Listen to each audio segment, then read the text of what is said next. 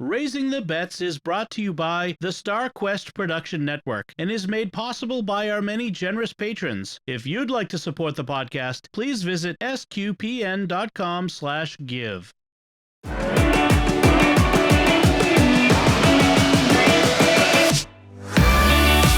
You're listening to Raising the Bets. We're a Catholic couple raising 5 kids outside of Boston.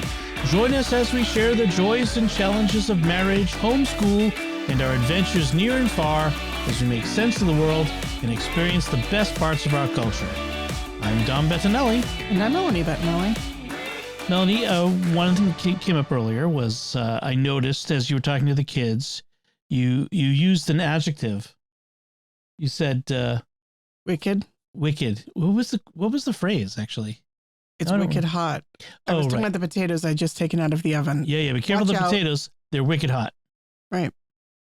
And I noted that you, a Texan, have used wicked in a sentence. Yeah, it happens. As I mentioned, we've mentioned before, you've lived here longer than you lived in Texas. So have I really? Yes, I think. Well, we talked about you were about to, but we have to do the math again, I guess. I don't know that. We're close to it. You moved here when? 2000. 2000? 2000. 2000, she said in a weird way. Sorry, I was thinking 2000. I was trying to think of what number the 2000 ended with, and I realized it was just 2000. Okay. So. Sorry. All right, so you moved here in 2000. Yep. At which point you were how old? Excuse you. Oh, come on. I know you're not that vain. I have no idea. Okay. No, I mean, I'm like... Yes, I'm doing the math. Okay. So it's next year you will have lived here as long as you lived in Texas. Okay. At which point the transformation will be complete. No, but what you thought was funny is that I said, "Hey y'all, watch out! These potatoes are wicked hot." Did you say y'all? I don't know if you said. I said y'all later, but which you thought was cute. But I probably said y'all because I always say y'all. Yes. Hey y'all, these potatoes are wicked hot. Right. Exactly. That is the ultimate in crossing the streams. Mm-hmm. Yeah. So this week we celebrated Anthony's birthday. Right. The young boy has reached another milestone, and was I wouldn't say muted, but we just had a regular quiet birthday. He got a handful of gifts. We had a little bit of a hassle with the t-shirts. The usual Star Wars t-shirts. Target sizing was a bit off. Or maybe my estimate of what size he wears now is a bit off. But we also noticed that the shirts were pretty thin. They were pretty chintzy, cheap. Yeah, I was not impressed. Yeah. Anyway, he got some Lego sets and some books and the usual thing. So our usual practice up till now for birthdays was the whole family goes out to a restaurant of the birthday child's choice for dinner. But now that we have 3 teenagers and now a preteen and even a 10-year-old, that's gotten kind of expensive. I think our general going out to restaurant days are kind of behind us until some of these kids start paying their own way. Because the last time all 7 of us went out to dinner, it was a hefty bill. And I think we realized we can't just keep doing this. And so we kind of we decided to do what my sister does she's got 8, which is the birthday child gets to choose a restaurant and the parent, they want to go with them to this restaurant, which is much less expensive. And frankly, gives them much wider options of places that are affordable because it's only 2. You can go to places that are more expensive than I wouldn't take the whole family to go get sushi, for instance. Right. So, of course, that does leave the others out. So Anthony chose Bertucci's, which is a local Italian pizza type place. It's a little chain. And he asked me to go with him, so I took him. But before we talk about our experience, what was it like for the kids who didn't get to go? Did they feel left out? What was the feeling? I felt like just a sort of normal dinner at home when one of the we're kids out. is not there. I mean, Okay. it didn't feel weird, I guess. Okay. I mean, it's okay. Okay. What'd they have? I forget what they had. What did you give them? We had like grilled cheese or something? grilled cheese sandwiches, and it was not like a stellar, exciting dinner. Yeah. We kind of forgot until the last minute that we had to plan a meal for everyone else without us. So he chose the restaurant we went, and Anthony's funny. Around the house, he's kind of boisterous and loud, and he's 12. He's a 12-year-old boy. 10 minutes ago, he was walking around pretending to be a zombie, and annoying his sisters. But when it's just one-on-one, he's so quiet. So I started interviewing him. Like I didn't want to like sit there awkwardly with him, and I didn't want to just stare at my phone when I'm with him. Of course, I don't like doing that. So I interviewed him. I'm like, so how do you think the last year has gone? We were doing it's like a job review. Uh-huh. What do you think you could have been doing better? How did you meet your goals this year? Well, what do you see yourself in 5 years? I didn't do that, but I asked him, how was the past year? What was your favorite thing you did this year? What are you looking forward to this year? I had to kind of tease it out of him. The looking forward to is he's looking toward vacation, going to the lake house with his grandparents and that sort of thing. So that I think that's a fairly common looking forward to for them all. He really liked our last year's vacation, the camping trip. He said he'd like to go camping more with the family. That's one thing he'd like to do more of. So that was nice. I like that idea. And I kind of like getting the opportunity to be one-on-one with each of the kids on a regular basis to kind of sound them out and how they're doing and that sort of thing. Yeah. And then we had cake when we got back. Yep. You made him a cake. I made a cake. Actually, the cake was kind of cool. I've got a standard cake that I've been going to. It's like a moist chocolate cake. And it calls for hot water or coffee. And like coffee, I find doesn't really suit well. It gives me heartburn, but right. I like the flavor of it. I like the way it intensifies the chocolate. So I've been trying experiments with the cakes. Like, what can I put instead of coffee, but that's not just boring hot water? So I've been trying tea. So this time I tried this blueberry hibiscus tea that was in the drawer. Okay. Anthony had requested that it would be chocolate cake with raspberry jam in the middle. And I thought blueberry hibiscus might go really nicely with the raspberry. And so I put a cup of the blueberry hibiscus tea into the chocolate cake. And it wasn't strongly blueberry, but I think it had like a little faint blueberry note that was really nice. I didn't notice, but I can imagine that.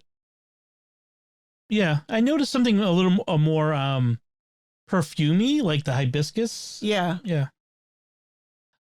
I'll admit the raspberry jam cakes, they love them. I like it. It's not my favorite. I mean, if I were to ask for a cake, it wouldn't necessarily have jam in it, but they love it. So I love the raspberry jam. I know, and they love it too. So I'm not one to complain about others' choices for their birthday cake. Cake is cake. Good.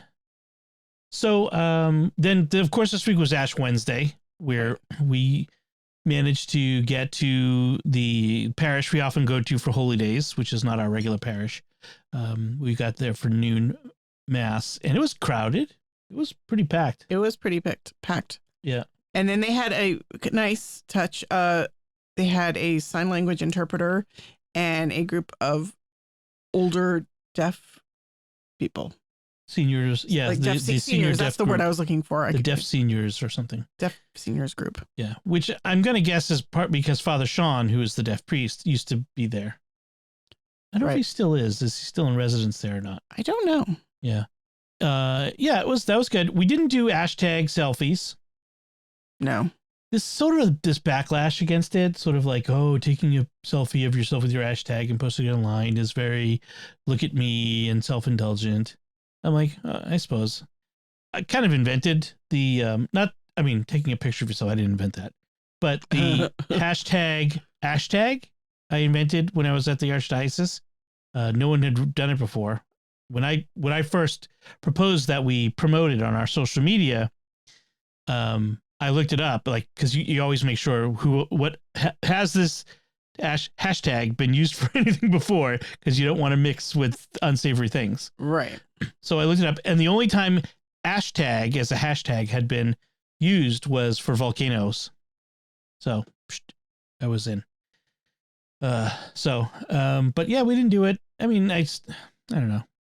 I feel like I've done it, and I don't need to do it every year. Yeah, so that was Ash Wednesday. I was really proud of myself. I suppose I shouldn't be proud of myself, but I was kind of proud of myself for the fasting this year.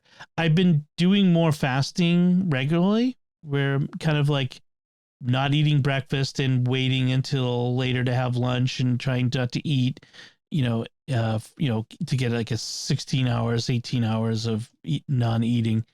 And I felt like this year, and I guess it sounds kind of like bragging, but whatever.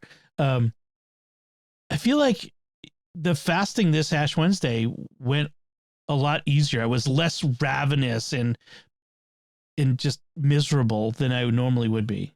I actually had the same experience. I didn't eat. I had 2 cups of tea all day, and then I didn't eat anything until dinner, and I wasn't super hungry. Yeah. I was hungrier actually this afternoon between lunch and dinner. I started to get ravenous right before dinner time. I think it's actually easier to just skip lunch altogether than to like eat lunch and then have a later dinner. I've had this weird experience over the years, even when I was younger, that Sundays I would be so hungry. I would be just eating constantly all day long. Like after like Sunday afternoon, you come back from church and have lunch, and I would just be eating, snacking, like hungry all day. I don't know what that is. It doesn't happen every Sunday, but there was like often like on a Sunday, I would just be like, I need more. I need more. I need more. I don't know. Maybe it was kind of a weird thing. Anyway, so that was Ash Wednesday. And then today was the Pinewood Derby. It comes around every year this time. And this, I was trying to remember, is this my 5th Pinewood Derby that I've done? Oh, I was just looking at the pictures of Ben's first Pinewood Derby the other day, and I don't remember when it was. Was it 2014? No, that's like a decade. Oh, no. They weren't in Scouts until like 2016. Like, yeah, in 2014, Ben would have been like 4 or 5. He was. I don't remember. So, I think it's like 2018, maybe we started. And so maybe the first Pinewood Derby would have been 2019. No, that can't be right. No. It's got to be longer than that. So I think they started in the fall of 2016. And so the 2017 would be the first Pinewood Derby. And I got roped in because I'm a computer person and they needed a computer person to run the track computer. We've had every year. It's such a hassle. The software that runs the track software that runs the electronics is this port from Windows, and it's just so arcane. And I'm trying to run it on my Mac, and like every year it's a hassle. This year it seemed to be going really well, except it wasn't recording the times automatically, and I had to manually enter the times from every heat, which there's 4 times for every heat, and there's something like 60 heats, like 60 races, and you just typing. Oh, it was such a hassle. But this year was Lucy's, her second to last. Next year will be her last Pinewood Derby. She's going to be moving up next year. And so she was running her tank that she built. She chose the placement of the weights because having watched the videos by, what's his name? The YouTube engineering guy. Oh, I just had his name too. Anyway, he does he's the guy who did the Squirrel Olympics thing. The Squirrel Rober? Obstacle Course. What? Is it Mark Rober? Mark Rober. Right. So he did this video a decade ago on the physics of Pinewood Derby and how to make the best Pinewood Derby car. And so one of the things he said that we kind of followed was the weights should go as far back as possible on the top of the car, because that gives the highest potential energy. And Lucy remembered that. And so she put the weights there. And sure enough, she came in second place overall out of 35 kids. Her car was the second fastest. And she got this neat trophy. Dan, the Scoutmaster, the Cub Master, is a mechanic. He owns his own shop. And every year he welds together old car pieces into these trophies. And this thing weighs like 10 pounds if it's an ounce. It's probably even heavier. I think that's the first Pinewood Derby from 2018. Oh yeah, 2018. So I was right. Yeah. So yeah, she's got this huge foot tall statue made out of car parts, made of old transmission parts. It's pretty cool. And so she won. She came in second place overall. It's a hefty thing too. It's one, you only want to win that once, like to win the Pinewood Derby once, or get one of the trophies, because where would you put them all? Like, I mean, I suppose you have a bigger house, but like we would not have room for more than one. So that was pretty good. I was happy for her. That was all her. Some dads build their kids' cars, basically build the cars for them. I don't do that. I help. I'm not going to let them use a power saw or whatever. But it was all her design, her ideas, and so we just implemented it. So it was pretty cool. It was a German Hetzer tank. That was her idea. She wanted to build a tank. She liked the Hetzer model, which is a turretless tank. All right, so that's what we've been doing. Let's talk about food we've been cooking. So, or food you've been cooking. Yeah, food. Well, yeah, actually, most of these are things I've been cooking. I don't. I talked about the cake. Yes. That's pretty much my contribution to the discussion. So one thing I made, which was, I think it was on Tuesday, but the day before Ash Wednesday, was this recipe for soy braised pork. Where is that recipe? Sweet soy braised pork, right? I'm trying to find it. There it is. Sweet soy braised pork. So this is a milkstreet.com recipe, 177milkstreet.com, Milk Street Kitchen. And I don't know. It's Indonesian. It's an Indonesian dish, they say. So you take, they recommend boneless country style pork spare ribs, which is a fairly inexpensive cut of meat. But I didn't have enough of it. It turns out I was going to make it. I look in the freezer and they're like, oh, I got half as much as I need. So I ended up using a pork loin that I had in the freezer, and that worked out pretty good. I think so. It was, I think it came out pretty good overall. It was a good substitute. And so what you do is you cook some shallots, ginger, garlic, and some chilies. They call for serrano chilies. All I had was jalapeno, so I used some of them. I used less than the recipe calls for, as usual. Should have used even fewer than I did. Yeah. It was a little spicier than even it should have been. You cook them, you add the pork, then you take that out and you add water, soy sauce, and black pepper. Then you stir the shallot mixture that you'd cooked and the pork back in, cover, and simmer until the pork is tender. And then at the end, you stir in molasses and then let it cook uncovered for a couple minutes to get thick. And then you stir in lime juice. And so it's a pretty simple and fairly fast recipe. And I kind of liked it. I kind of didn't. Right. We had some mixed reviews. In fact, I think Sophie liked it. I liked it. And I'm not sure who else did. Maybe Anthony. The usual suspects did not. Ben and Bella did not like it because I think it was too spicy. I think the molasses combination, the molasses and soy, just kind of lost me. I don't know. It wasn't my favorite combination of flavors. We talked about ways of making it better, didn't we? Was that the one where we said it might have benefited from some honey or honey instead of molasses, maybe, or brown sugar? Yeah, something besides the molasses. Molasses was too strong. You need something wet to thicken, right? Right. So, yeah, maybe like brown sugar and mixed with the soy or something. Yeah.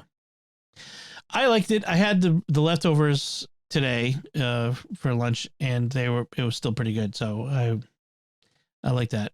So that was a mixed review one. Then on Friday, it was Friday and lit, so definitely had to be not meat. So I had been Googling around looking for crawfish recipes. Not that I have any crawfish, but I was just curious. And so I found a recipe for killer Cajun shrimp or crawfish. And it was this blog, and they were talking about this restaurant in Los Angeles, home to the famous Killer Shrimp, a restaurant that only serves one dish, killer shrimp. And it was going on, and I fell for it. And so the recipe starts with, first you start with the aromatics. You small onion, celery rib, garlic, and butter. Okay, you fry them up. Then you have the spices: rosemary, thyme, fennel, black pepper, and celery seed and red pepper flakes. Now, here's the problem. So what you're doing is basically making a shrimp boil, because then when you add all that in, then you add in a bunch of broth, clam juice, and white wine, and a lemon and some tomato paste, and you're making the boil, and you're cooking the shrimp in the boil. You let the boil simmer for an hour, and then you throw the shrimp in. But the problem here, I think, was in the spices, because the recipe called for, before I doubled it, called for 2 tablespoons of dried or fresh rosemary. Now, if you know anything about herbs and spices, you never just 1-for-1 convert dried and fresh. No. You always put a lot less dried than fresh. Right. Although with rosemary, it's I don't know. It's not that it gets more intense, is it? There was way too much rosemary in this dish. There was way, way, way too much rosemary. But I also think that the lemon rind added a kind of a bitter flavor too.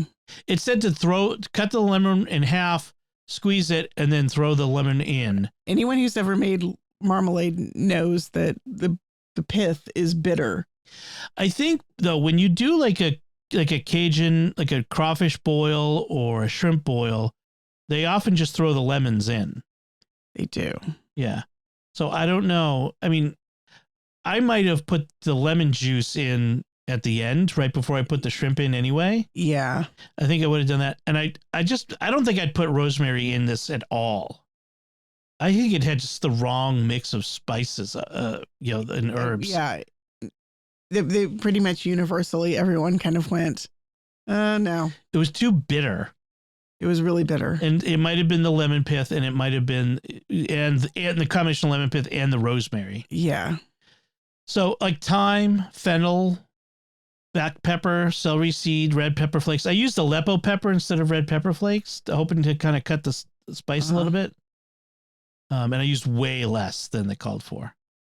But I wouldn't mind doing a shrimp boil again, but I would do a completely different recipe.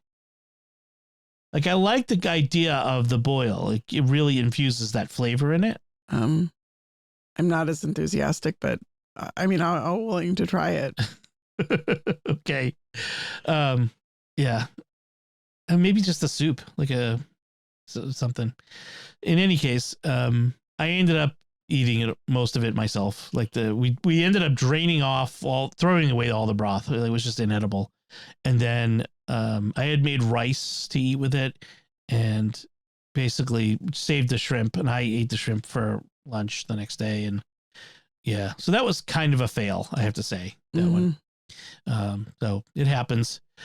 And that kind of brings up a thing that is a common issue for us, which is, as a family of 7, all of these recipes I find online, whether it's from professional sites or, individuals, they're always aimed at feeding for, almost always. I mean, sometimes they're like a party platter or something, or a big casserole or something for a party. But in general, usually they're all 4 to 6 people at most. Right. Certainly not, our family of 7 usually. And so I end up doubling or doing 1.5. And when you most recipes doubling, it's okay, but once in a while you encounter a recipe where certain of the ingredients, even though you're doubling the other ones, you don't double that. Yeah. Like a lot of times, like with broth, like there was way too much broth in this one. Right.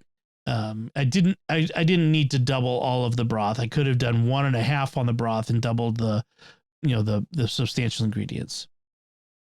But that's a common issue. I'd love to hear from other people who cook for big families and cook from recipes.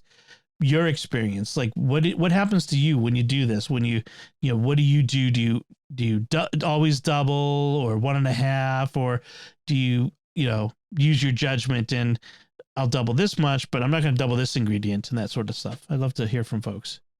See, I tend to cook by looking at a bunch of recipes and then kind of just doing my own thing. Yeah. So I'm less slavish to the recipe. See, I like to follow the recipe the first time, especially if it's from a professional site with a test kitchen, that sort of thing, like Cooks Illustrated or. I'm because I'm more opinionated and I sort of know what I like and what I don't like and what the family tends to like and don't like. And so I'm much more likely to edit on the fly and say, nah, just none of that. Yeah. Or let's do this instead. Yeah. I think that, to me, that ends up with is much riskier. It can end up with things not working out. Yeah, but to me, it looks like your method is really risky too. Well, the trick is you got to pick. That's why I so often go to Cooks Illustrated and Milk Street, because I trust their recipes more. Like it's when I go to these blogs and stuff that I end up getting into trouble. But I'm talking more about like I feel like Cooks Illustrated recipes are fine, except oftentimes there's things that just don't really like that flavor profile isn't going to fly. So I would tend to shift to change it anyway. I will do that sometimes though. Like, especially if I find that the dish is going to be too spicy, or I don't think it's got like, I think with a lot of recipes that have lemon or lime, especially lemon, if it's supposed to be a lemony dish, like a lemon chicken or a, lemon rice soup, never enough lemon, never enough. Just like with, you talk about like muffin recipes, never enough fat. They're always like, all these recipes are just so dry, and it's like there's no moisture in it, because like just put a little more butter in it or a little more oil or whatever. Although I actually have to say that this banana bread recipe I made has plenty of fat. Right. Like for 2 loaves of banana bread, it's like a cup of oil plus 4 tablespoons of sour cream or yogurt. Yeah. Well, that recipe then had they knew what they were doing. Anyway, well, I'd love to hear from other people what they do and what their experiences with that sort of cooking for a family. So the last dish I made this week was a skillet chicken fajitas, which was a test kitchen recipe. It was like a 10-year-old recipe. It's or 13 years old, from 2010, which I thought was kind of interesting. And this one, it cooks. They do chicken breast with it, and chicken breast is notoriously difficult to make in a lot of these recipes because it dries out really quick. And so they're trying to do all these things to compensate for the chicken breast cooking dry. So one of the things they do is, so you marinate it in this lime juice, garlic, paprika, sugar, salt, cumin, pepper, and cayenne, and oil. You marinate it for half an hour. And you're supposed to pound it to 1/2-inch thickness. I hate doing that. So I had these big chicken breasts at the store now, which are these gigantic plumpers. I just kind of cutlet it and slice it and make it thinner, just to make it easier than pounding it. So the way they do it is you sear it on one side on high heat without moving until thoroughly charred. I'm saying they have industrial strength air vents, because you like I smoke bombed the house. It was like gas warfare. It was horrible. Yeah, because the spice, the pepper, it all aerosolized. Was being all aerosolized, so everyone was choking, and then the smoke detectors are going off. We got the doors open, and it's 14 degrees out. Yeah, so that was a mistake there. And then, but what you do then is you then flip the breasts in the pan, and then slide the pan into a 200-degree oven for another 10 minutes to finish cooking. And then you take it out, rest it, slice it, throw it back in the pan with the juices that are left in the pan, and you mix it up, and that's where you serve it. And I'm like, okay, but what if you just use chicken thighs, which you don't have to worry about coming out as dry as chicken breasts?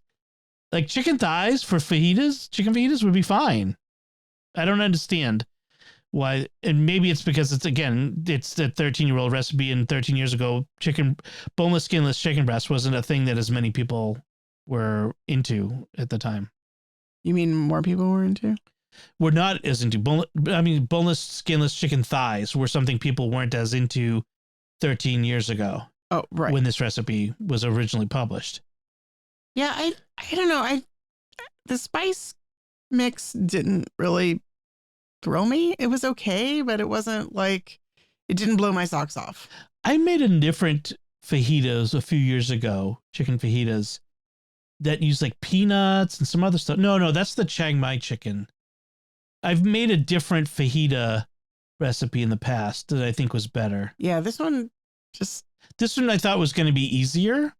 But it wasn't. It also includes instead of like just regular peppers and onions that you usually get in fajitas, this has a rajas con crema. So it's poblano chilies, which you roast in the broiler and then peel, and then you cook them up with some onion, and then garlic, thyme, oregano, and heavy cream and lime juice. It was okay. Yeah. It wasn't my favorite. Yeah, I wasn't thrilled. And then the spicy pickled radishes as a topping, which were okay. But yeah, I would go back to, like, if I want to do chicken fajitas, I'd do the other recipe, I think. Yeah. So the pitfalls, I had one, no knock your socks off recipes this week. One that was mildly okay, the sweet soy braised pork. The fajitas were okay. The shrimp was a failure. Yeah. Oh, well, better luck next time, I guess. You can do all the cooking this week. Yeah, I better watch it. Yeah. I get too critical, and then you're going to like throw me back in the deep end and make me do all the cooking. Yes, I know. Because I've been doing a lot of cooking lately. You have been. Not that I'm not grateful. I know. I don't mind it. I don't like it when it doesn't work out. I especially don't like it when I get comments at dinner after I've been working hard and I know it has not come out the way I wanted it to. And then children make comments and I'm like, you could just go to bed without dinner. They're imitating us because we tend to critique the food. I know. Actually, from what I've read, like one of the treatments for kids with pickiness and or eating disorders is actually to teach them to like critique the food. To talk about what about it do you like? What about it do you not like? Yeah. Because it makes them kind of like pay attention to the taste and not just like reject out of hand. So I think we are teaching, like modeling good eating skills, like, yep, like paying attention. Did we talk about the family discussion cards before? I don't think so. So I got these cards like you could review, and they like have these questions for families to sit down and discuss. We did talk about this. I did bring it up before. I don't remember. I remember talking about it, and they have questions on it, and sometimes they apply to grown kids and stuff, and sometimes they could work for just the kids our age.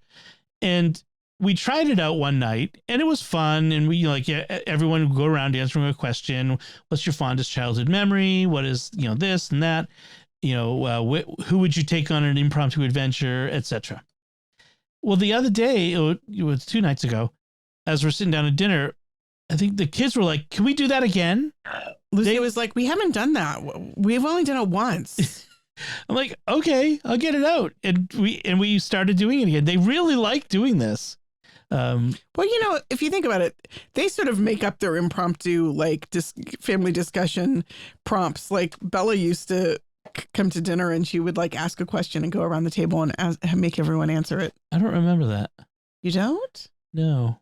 Like tell me your dream. Like, what dream did you have? Or what have you been reading? Or like she would. She's occasionally done that. Yeah. Yeah. I guess she has. Yep. Yeah, it's something that they like to do. So, yeah. So we did one. They also do it at like lunch. I guess they used to do it at lunchtime more too when you weren't here. And in the car, that was another thing. Yeah. So one of the questions they had to answer: what's your fondest childhood memory, or what's your fondest birthday memory? And Sophie's was the time where we lost power, and you had just had surgery, and we had to go stay with my sister, who Evie is the hostess with the mostest, and gave her the best birthday ever. I fully admit, like, I looked at what your sister did with them, and I'm like, there's no way I would have done half of that. I would have stopped at like taking him to the park. She like took him to the park, and she took him to Jordan's Furniture, and she took him to the toy store. You can't just say take him to Jordan's Furniture, because people who aren't from around here don't know. Think she went furniture shopping. Jordan's Furniture is an institution in the Boston area. They have several store locations, and each location has like a mini amusement park inside. Not amusement park. I don't know. It's like a fun place. Like one of them has like kind of like a trampoline. A trampoline park. Another one has like a movie theater, like one of those movie theaters where it's a 3D experience where the seats move and the whole thing. And one has the like a rope slide thingy inside a zip line. And the place that she took them there near where she lives, they also have like this water light show, like fountain waters jumping with music. Yeah, like fountain jets and colored lights and music and sets stuff. of music, right? Yeah. So she took them to Jordan's Furniture. She made them fried dough. She got a cake. She took her to get a present at the store. Like this was, she went all out. That was that. So Sophie says that was her best. And plus, she was surrounded by her 8 cousins. Right, and I think weren't one of your parents there or both? It might have been like my mom was there. I think yeah. Yeah. So yeah.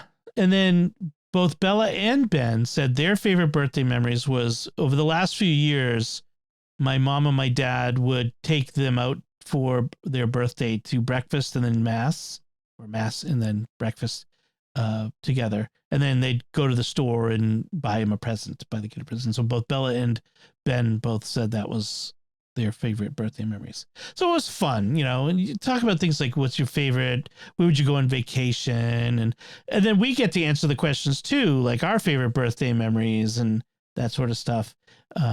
So no surprise, mine revolve around going out to dinner because food.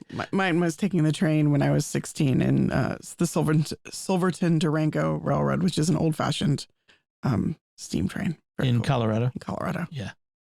Very cool. So I guess we're still doing that. We'll keep doing that. All right, let's talk about, we've been talking forever. Let's talk about what we've been watching. So you and I both watched the first episode of a new Apple TV Plus series called Hello Tomorrow.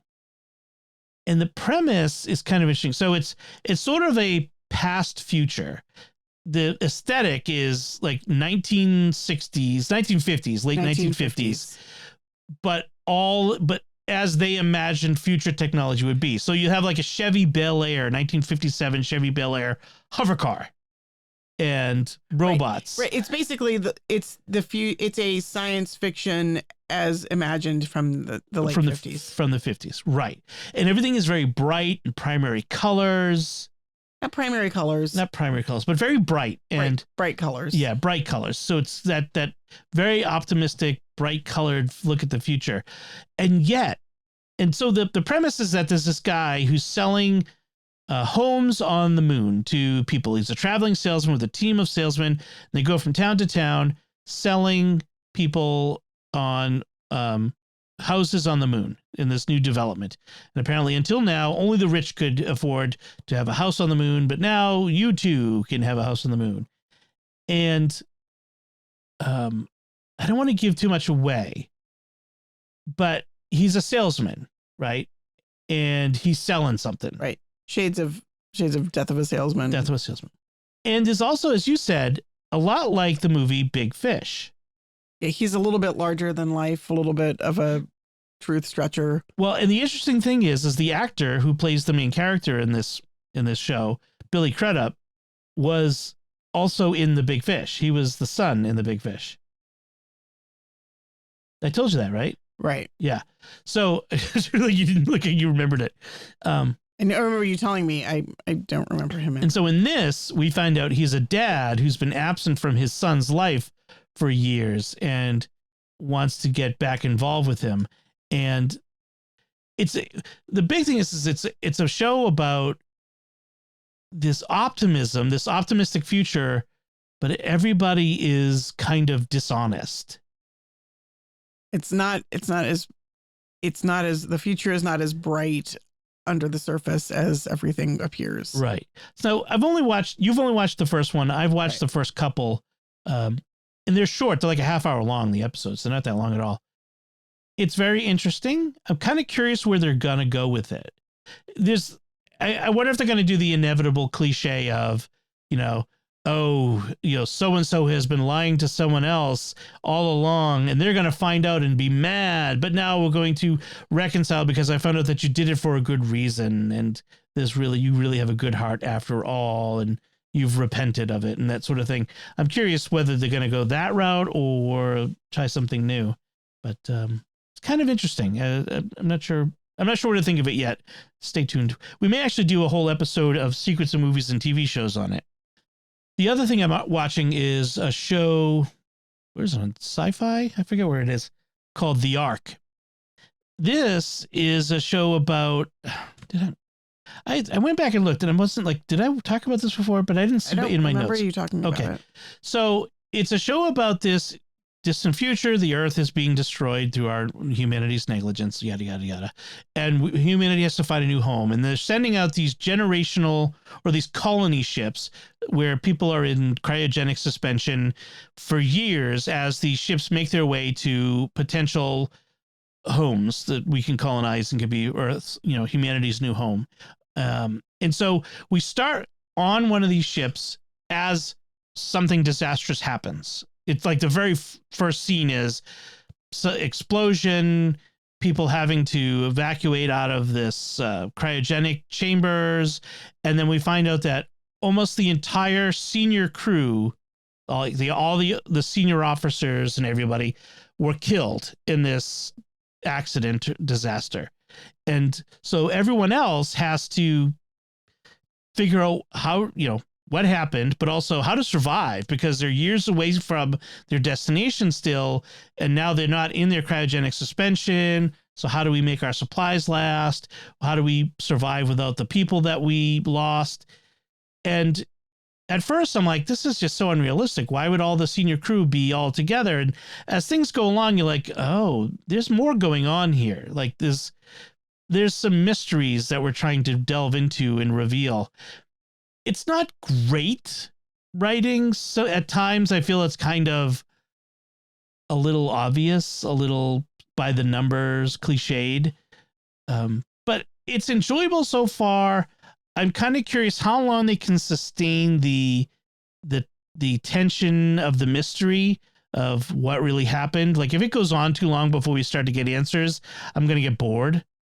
That's the problem with a lot of these shows where it's like they want to have this mystery is you could only drag that out for so long before you have to give answers. Right. So we'll see how it is. It's a little bit like Lost in Space, the new Netflix Lost in Space in that sense where, they're out there. There's a deeper mystery than what we're looking at. And not everybody is maybe as they seem and that sort of stuff. But I don't know, it's not like gritty realism like you have like from Last of Us, which is that gritty world or The Expanse. It's a lot more like Star Trek Next Generation in feel, that sort of clean, sanitized, don't look too deep. Pretty lines. Yeah, and like if you dig too deep into like none of the characters are really deep. They have like 2 or 3 characteristics, and that's pretty much who they are. Oh, she's the talkative, nerdy one, that is an overachiever, that sort of thing. Oh, he's the handsome ladies' man, Right. So that sort of thing. But so far, again, I'm watching it, so we'll see how that goes. I'll keep you up to date on how that's going. So what? I gather you haven't watched anything new besides the Hello Tomorrow with me, but you've been reading some stuff. Yeah. I don't think I've really watched anything at all this week. But yeah, I started for Lent. I like to pick a novel that has some like spiritual depth, religious themes. And I was looking at lists of such books, like fiction for Lent. Because most people pick like nonfiction, but I wanted fiction. And I found on a list, a book by Willa Cather that I'd never heard of before called Shadows on the Rock. And it's a historical novel set in Quebec in the 1700s. And the main character is a little girl named Cecile. She's 12 years old and her mom is dead and she's keeping house for her father, who's an apothecary, which is sort of a pharmacist, but also sort of a doctor. Like he treats patients. He's the personal apothecary to the count, who is the governor, the royal governor for the colony. And Willa Cather was not Catholic, but you would not know it if you read this novel or Death Comes for the Archbishop, because they're really deep spiritually. There's a lot about sin and repentance and God's mercy. There are really interesting characters who are priests and bishops and religious sisters and missionaries to the Indians. And like, it's really rich. And I love the characters. I love the storylines. The little girl, her mom used to take care of the guy who works for the baker next door, who's kind of deformed. And so she takes on her mom's like acts of charity after her mom dies. Mm-hmm. It's just really like, I'm finding myself really moved by it. So was a great choice. I highly recommend it. Like we've seen before, it's hard to believe that Willa Cather is not Catholic. No. Right. She really writes Catholic characters well, like with a spiritual depth. Like they're not all holy. Like she has plenty of rogues and people who struggle with faith, but she also writes people who have a deep faith really well. Right. And they feel Catholic. They don't feel like some non-Catholic's idea of what a Catholic might be. And I found that true in My Antonia as well.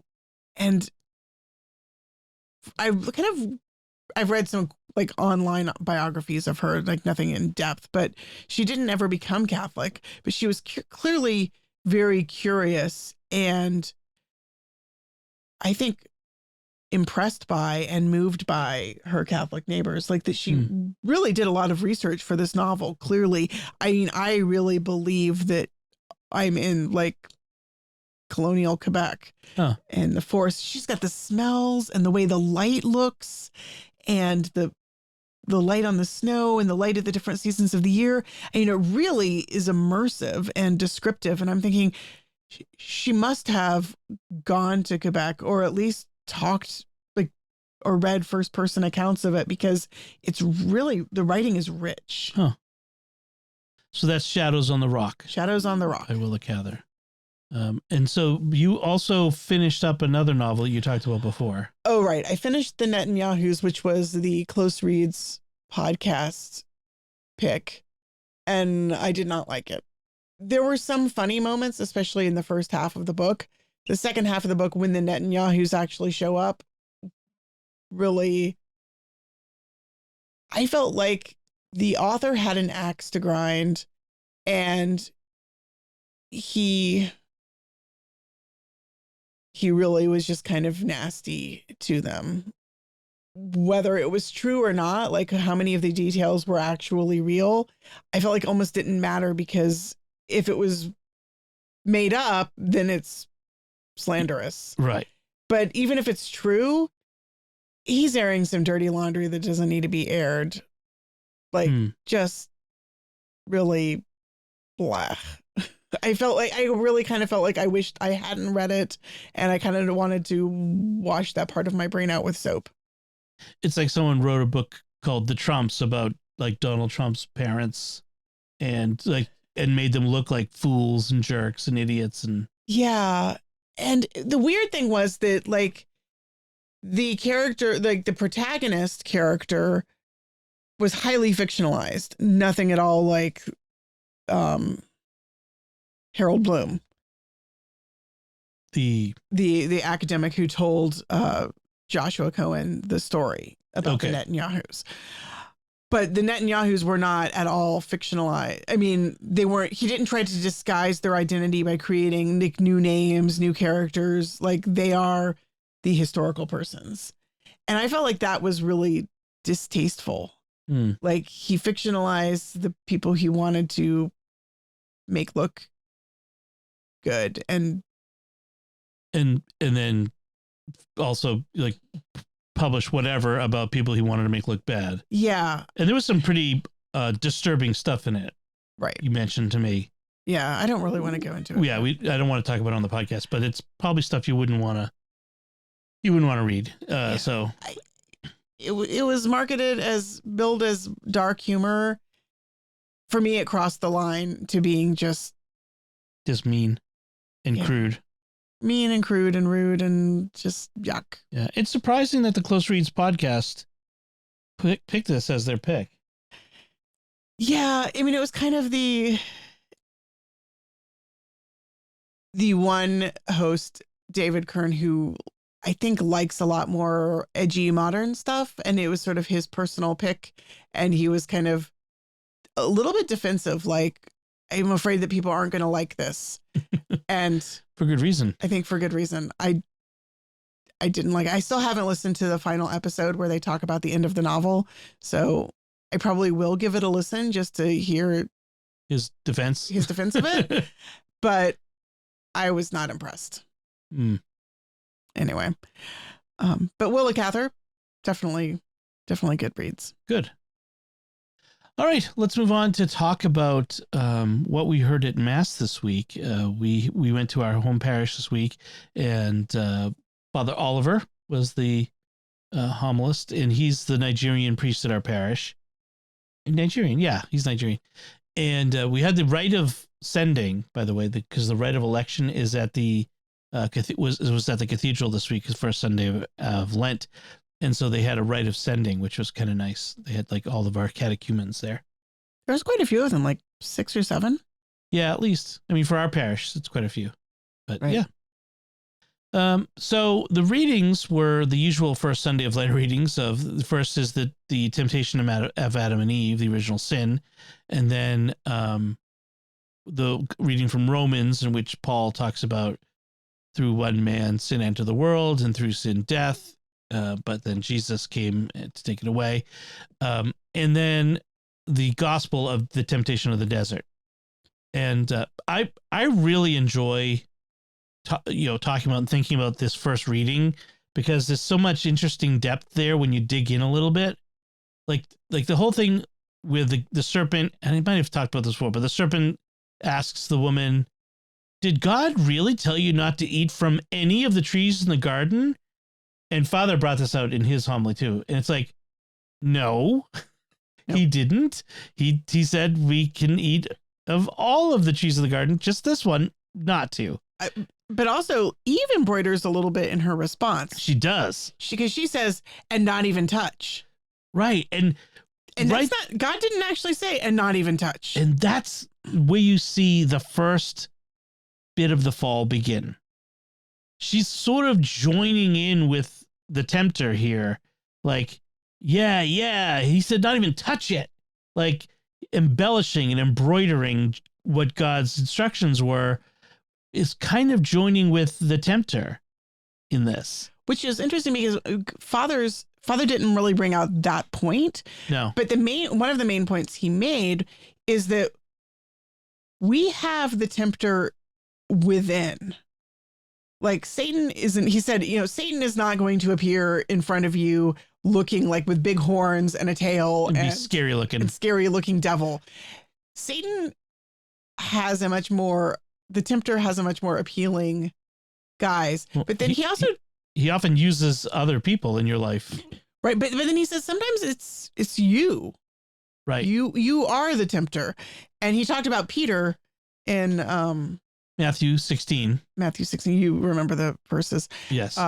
Where, you know, Peter in 1 minute calls, you are the Christ. You are the Christ. And Jesus says, you are Peter, and on this rock I will build my church. And then not 10 minutes later, then Peter says, you know, God forbid that you go to the temple, you go up to Jerusalem and die. And Jesus says, get behind me, Satan. 10 minutes ago, you're the new Pope. 10 minutes later, you're Satan. And Satan, as Father pointed out, means the tempter. Right. The deceiver. That's what it is, not tempter. The deceiver. So Peter is giving a deceptive answer, not in terms of like lying to Jesus, but he's deceiving himself about the truth of what Jesus says. Right. So, yeah. So in the garden, the woman has let herself she's bought into the deception. And then the serpent says to her, you certainly will not die. Is the serpent lying? Well, on one hand, she and Adam don't die. They go on to live hundreds more years. Yes, but they do die. Death enters into the world, as St. Paul says. Right. And they lose their spiritual, supernatural life. Right. Exactly. So they do die. So Satan gives them a half-truth, a twisted little deceptive answer. Yes. I mean, it's true. They don't die. They just lose paradise. They lose the divine life within them. They will eventually die, and so will their children and grandchildren, and all the way down to us. And so the woman saw that the tree was good for food, pleasing to the eyes. Was it good for food? Oh, no, because God told them not to eat it. Right. I mean, could she eat it and like not get poisoned? But this is the self-deception, right? She saw good for food, man. It could also mean like it looked tasty. It looked yummy. You know, It looked, and plus, hey, pleasant side effects. I get to have knowledge of good and evil. And then she took some of the fruit and ate it.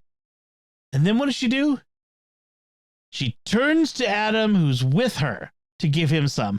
Hey, dummy, what have you been doing? While your wife is being tempted, you're standing here and saying nothing. And this is why St. Paul says, through one man, sin entered the world. Because, sure, Eve sinned, but Adam's sin was all the greater because he didn't protect the woman that God gave him to protect. And I've said this before, like Scott Hahn talks about how the word for serpent here in Hebrew is nahash, which has a connotation not of a little snake hanging from a branch like in most pictures you see, but of a great serpent, a dragon almost. It's almost like Smaug from the Hobbit. And so Adam, faced with this beast, does not stand in front of Eve and say, no. And he would probably, afraid for his life, not trusting in God, that God has promised that, he would protect him. And that if Adam had died to save Eve, that God could have resurrected him, given him back his eternal life, or just prevented his death. But he doesn't. He stands there mute, quiet, silent, as Eve breaks God's commandment and they have this sin together. So this isn't Eve's sin. So they ate, their eyes were opened, they realized they were naked, which in the sense of their innocence was stripped away. And they had been broken their covenant with God. So then we have Jesus, who at every attempt to deceive him or tempt him by the devil, turns him back. So Father started his homily by asking, is temptation good or bad? He had people raise their hands. Do you think temptation is good? Raise your hand. And nobody raised their hand. Do you think temptation is bad? You hate it? Everybody raised their hand. But he said, but temptation is an unavoidable part of the human condition. It's that we can't stop it. It's there. Temptation just comes. Temptation in and of itself is not sin, by the way. I think that's a common misconception people have. Right. To be tempted is not sin. Only to give in to temptation. Right. So Father then defined temptation as the desire to use your resources, energy, and intellect to do something good for the wrong intention, which is an interesting definition. Mm-hmm. Because that's often what sin is we're using something that is usually good, our strength, our passion, our intellect, whatever, but using it for the wrong thing. Right. It's the intention. I mean, this is like sort of classic The definition moral theology. Like, it's got to be serious matter. You have to will it. You have to intend it. Right. You can't sin if you aren't intending it. Right. But it's also like the reason temptation is you're using something good, or you're doing a good for the wrong reason. Maybe a good end with a bad means, or something along those lines. I probably shouldn't change it like that, but I think what he said was right. The desire to use your resources, energy, or intellect to do something good for the wrong intention. And so he did talk a lot about like we can be the devil, and I think that can be misinterpreted. I don't think he was saying there isn't such a thing as the devil, that it's just us. Right. But I think we can act in the devil's role. We could be the devil's tool. That's another way of putting it. When we put ourselves and our desires first. He said the devil tempts us only within what we are capable of doing, which is an interesting phrase. It's like the devil never tempts us with things that are outside of our ability to do. He's not going to tempt me to try to, I don't know. To take over the world. Take over the world. I'm not going to be able to do it. I know who I am. I don't have the resources to take over the world. So but he tempts us with the things that we want to do and that we are capable of doing. And he waits until we are in need and weak. That's another one. The devil doesn't tempt you when you're strong and you're feeling good. He tempts you at your weak points. But then he points out that Jesus overcomes temptation, and in doing so, he gives us the ability to overcome temptation. And he points out that Jesus overcomes temptation because he has prayed for 40 days. Right. And prayer is the most important thing to overcome temptation.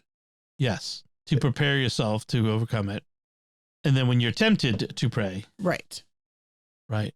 And like even then, like Jesus doesn't avoid temptation. Even Jesus is tempted. He doesn't give in. There's not even a hint of him ever giving in. But the temptation is there. And he is tempted when he has fasted for 40 days and 40 nights and was hungry. When he was, in a weakened condition, or would normally a normal person without the glorified body, or not without the preternatural gifts, I should say. Father also said, we will always have temptations. There will never be a time in this life when you will not have temptations. Everyone has them. Yours are different from mine, but you will always be tempted. And he says, even if we resist temptation, the devil will be back. He always comes back with more. It's just a fact. So you got to be ready for it. And he says, resist temptation, but also so it's good to resist temptation, but also remember and resolve, don't be a source of temptation to others. Be aware of in the ways that you tempt other people to break commandments or to sin against God. Not so directly, like you're like seducing someone or inviting them to go break into a bank with you, but even in other ways, if you do something that annoys your fellow man to the point where they're angry at you and want to hurt you, you have led them into a situation where they're tempted. The sin is theirs in the sense of they commit the sin, but you have led your brother or sister into temptation. Lead us not into temptation, but deliver us from evil. forgive us our trespasses as we forgive those who trespass against us. Like, you've got to not lead others into temptation. You've got to help protect others by being Christ-like to other people. When you're online, for instance, there are, we all know there are ways you can provoke someone else, right? With clean hands. Oh, I didn't mean anything by it, but you're doing it. You're tempting someone else into a bad situation, a bad response, or what have you. Don't do it. So good homily. The kids in fact, some of the kids were saying that they thought it was a really good homily too. I think Lucy liked it, she said. So, yeah, very good. And so Lent begins. And I hope you all have a blessed Lent. I think we're going to have, I think it's been a good start. Who knows? 40 days, long time. Things can change. Temptation can come, but, or, other trials can come. So we'll have to live them as we go. Let's take a moment to thank our patrons who make it possible for us to create Raising the Bets, including Dan W., Joshua D., Daniel B., Brian R., and Catherine L. Their generous donations at sqpn.com/give make it possible for us to continue Raising the Bets and all the shows at StarQuest, and you can join them by visiting sqpn.com/give. And that's it for this time. Find links from our discussion in our show notes at sqpn.com/bets. That's BETTS. Send your feedback at the StarQuest Facebook page, facebook.com/StarQuestMedia. Send us an email at bets@sqpn.com or visit the StarQuest Discord community at sqpn.com/discord. Follow Raising the Bets in Apple Podcasts, Google Podcasts, Spotify, Stitcher, TuneIn, your favorite podcast app, or at the StarQuest YouTube channel, where you should also make sure to hit the bell to get notifications.